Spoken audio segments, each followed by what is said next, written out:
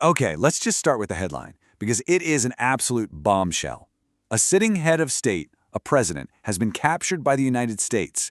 And he's not just captured, he's on American soil right now, about to stand trial. We're going to break down exactly how this happened to Venezuelan President Nicolás Maduro. And this whole thing kicked off with this, truly unbelievable declaration from the US president just hours after the raid went down.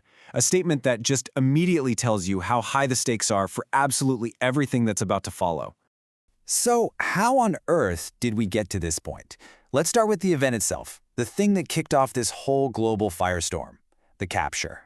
So here are the basic facts. In the really early hours of January 3rd, the quiet in Caracas was just shattered by explosions and the sound of military aircraft flying low.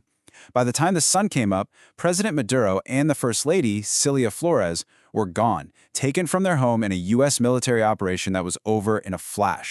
And the fallout, well, it was instant, and it was global.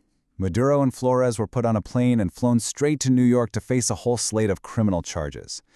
But this wasn't some clean surgical strike. We're already getting reports of at least 40 casualties on the ground.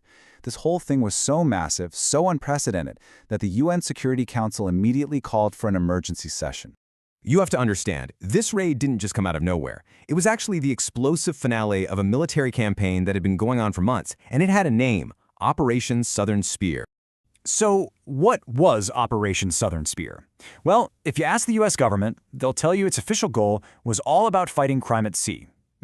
A counter-drug trafficking operation. But as you're about to see, the way it grew, its sheer intensity, it really suggested to a lot of people that the goals here were, let's just say, a lot bigger than that. And this timeline really tells the story. You can see this clear, step-by-step ramp-up. It started a whole year ago, back in January 2025, as this kind of high-tech surveillance mission using drones and robotics. But by September, we're talking airstrikes on ships. Then in November, it gets a formal expansion with a terrorist designation. By December, a full-on naval blockade of Venezuela's oil tankers. And then, bam, the raid on Caracas. This wasn't accidental. This was a very deliberate escalation. And look, this wasn't just a fight between two countries. The U.S. had help, both logistical and political, from partners in the region like the Dominican Republic and El Salvador. At the same time, Venezuela had its own powerful friends, its traditional allies like Cuba, Russia, Iran, and China, who were all providing support, whether it was military or economic. Okay, so that's the military side of things. But what about the legal side? How does the U.S. justify this? Well, they've been really clear on this point. They don't see this as an act of war. They see it as a law enforcement operation, like taking down a massive criminal organization. The Department of Justice unsealed this indictment that lays out their whole case. The core accusation is that Maduro was leading a narco-terrorism conspiracy.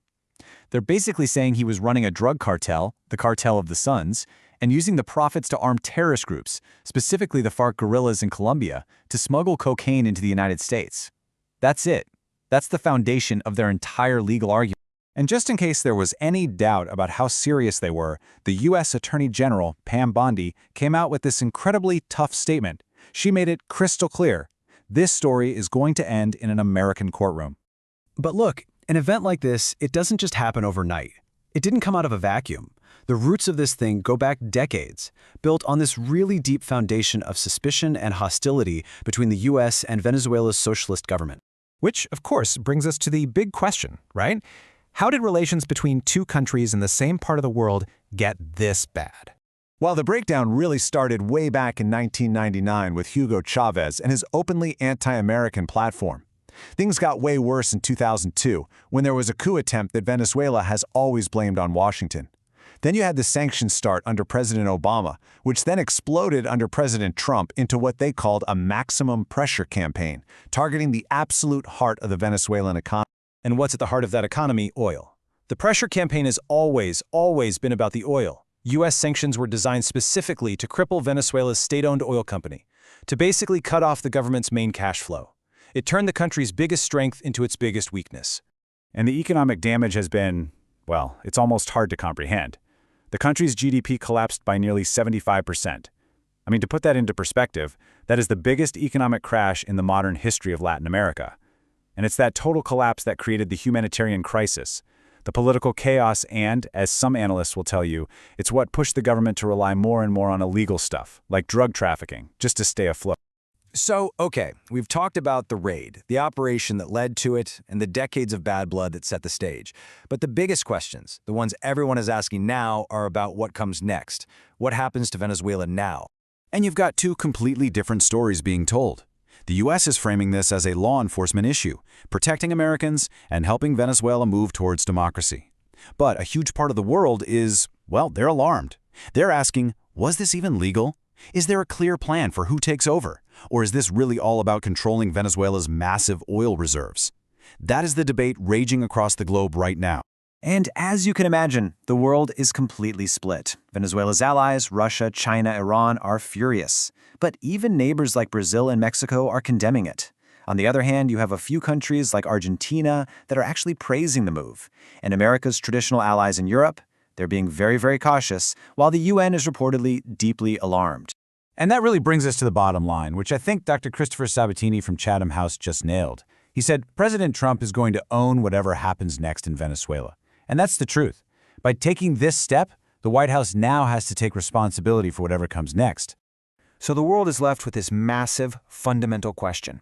And the answer is going to shape international politics for years.